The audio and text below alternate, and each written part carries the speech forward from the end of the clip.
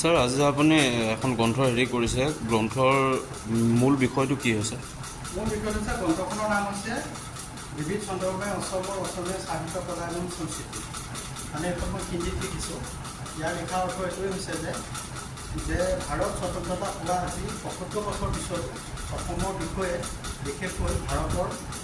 মানে পূৰ্বোত্তৰ ভাৰতৰ বিষয়ে ভাৰতৰ সম্পূৰ্ণ বিষয়ে উত্তৰ ভাৰতেই হওক এনেকৈ ইমান ভালদৰে প্ৰচাৰ কৰা নাই গতিকে যদিও প্ৰচাৰ হৈছে সীমিত হৈ আছে গতিকে আমি তাৰ কামবিলাক কৰি মই অকণমান ক্ষুদ্ৰ প্ৰয়াস কৰিছোঁ মাত্ৰ ইয়াত মই কিছুমান বিষয় লিখিছোঁ নতুন বিষয় মই অনুকৰণটো কৰিছোঁ যে ইয়াৰ সূচীপত্ৰটো এনেদৰে আছে যে সুধাকান্ত ডক্টৰ ভূপেন হাজৰিকা অসমীয়া জাতিকে অলিখিত দস্তাবেজ মছমল্লা জুবিন গাৰ্গ কোচ জাতি অসম উত্তৰ কি এক महाकम जनजाति पवित्र भारत की संस्कृति में मिसिंग जनजाति डॉक्टर प्रवीण कुश से पंकज मिश्र अटल द्वारा किया गया साक्षात्कार कुबेरनाथ राय के निबंध में पवित्र भारत के संदर्भ समालोचनात्मक अध्ययन नेक्स्ट कुबेरनाथ राय के निबंध में पवित्र भारत केवल असम इसके बाद यार पिछता से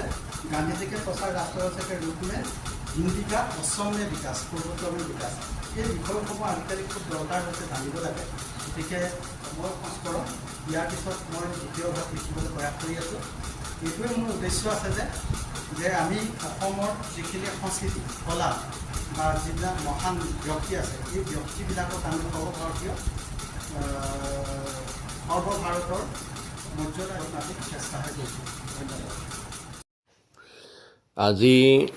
আমাৰ NCC ছাত্ৰ ছাত্ৰীসকলক NCCৰ বিভিন্ন থিয়ৰিটিকেল কথাখিনি সুন্দৰভাৱে তেওঁলোকক কোৱা হয় আৰু এটি ৰাইফল কেনেদৰে ব্যৱহাৰ কৰা হয় সেইসমূহ ছাত্ৰ ছাত্ৰীক দেখুওৱা হয় আৰু মুঠ প্ৰায় 100গৰাকী ছাত্ৰ ছাত্ৰী আজি এই NCCৰ প্ৰশিক্ষণত উপস্থিত আছিল তেওঁলোকক